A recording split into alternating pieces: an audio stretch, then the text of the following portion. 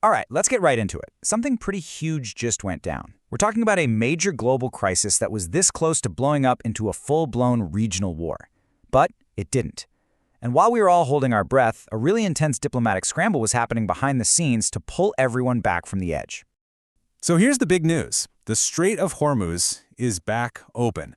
This isn't just any waterway. It's one of the most critical shipping lanes on the planet. And after weeks of serious tension, commercial ships can finally get through again.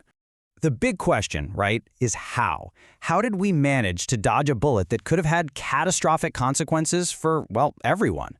Well, it's a story of some serious high-stakes diplomacy, a very delicate ceasefire, and one country stepping up in a big way to mediate between two global powers. Okay, so first things first. Let's talk about the immediate aftermath. As soon as this news broke, the ripple effects were felt like instantly. And I mean everywhere, from global markets all the way down to your local gas station. So Iran's foreign minister made the announcement, but here's the catch. He tied the reopening directly to a new 10-day ceasefire in Lebanon. It just goes to show how tangled all these regional issues are, right? As soon as the green light was given, a whole convoy of about 20 ships sailed right out of the Gulf. But Iran did make it clear that things aren't just going back to normal. They're putting in new, stricter rules for passage, and their navy is going to be the one enforcing them. And you could almost hear the entire world breathe a collective sigh of relief. The markets, they reacted in a split second. We saw both WTI and Brent crude, those are the big global oil benchmarks, just tumble. And that's not just some good news for Wall Street, that's a really good sign for the health of the entire global economy. And this wasn't just some abstract number on a screen. This global relief had a real, tangible impact on people's wallets. Take Pakistan, for example. The government there wasted no time at all.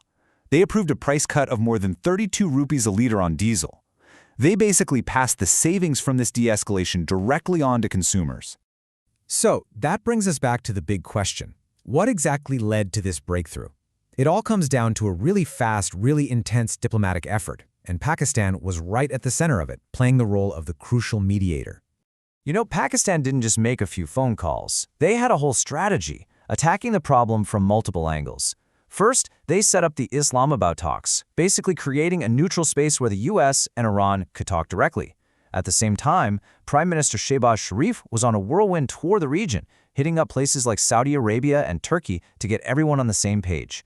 And on top of that, Army Chief Asim Munir flew to Iran for some really critical, high-level talks. And did it work? Oh yeah, the results were clear as day, and it got them praise from the very top. Even the US President, Donald Trump, came out and publicly gave them credit.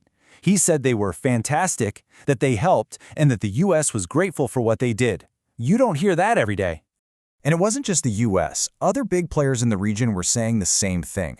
Turkey's President Erdogan pretty much said Prime Minister Sharif's work stopped a war. He also threw his full weight behind any peace talks led by Pakistan.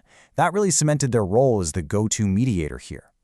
Okay, so now that we know who did it, let's dig into the details of the actual deal they hammered out. So what's on the table?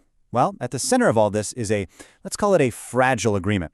It's not a done deal by any stretch of the imagination. There are still some pretty major gaps between what both sides want. The basic idea is pretty simple. It's a trade. Iran dials back its nuclear program, and in return, the US unfreezes billions of dollars in Iranian assets that have been locked up. Simple concept, but, well, the devil's in the details, and those details are definitely not settled. And here's where we see just how far apart they still are. Look at the money first. The US is putting $20 billion on the table. Iran says, nope, we want $27 billion.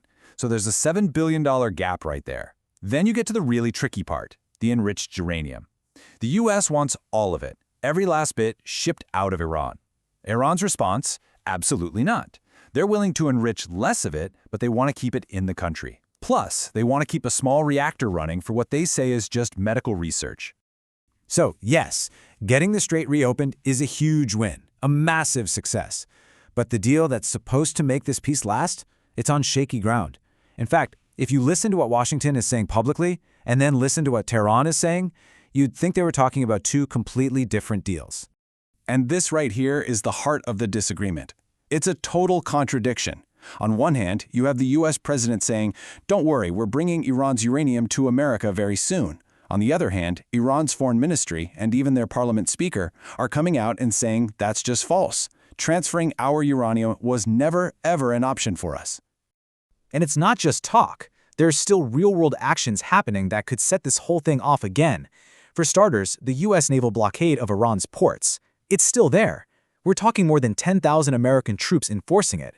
Iran has been very clear. If that blockade isn't lifted, they're threatening retaliatory measures. Meanwhile, you have other countries like Turkey basically warning everyone to watch out for attempts to sabotage this whole fragile peace process.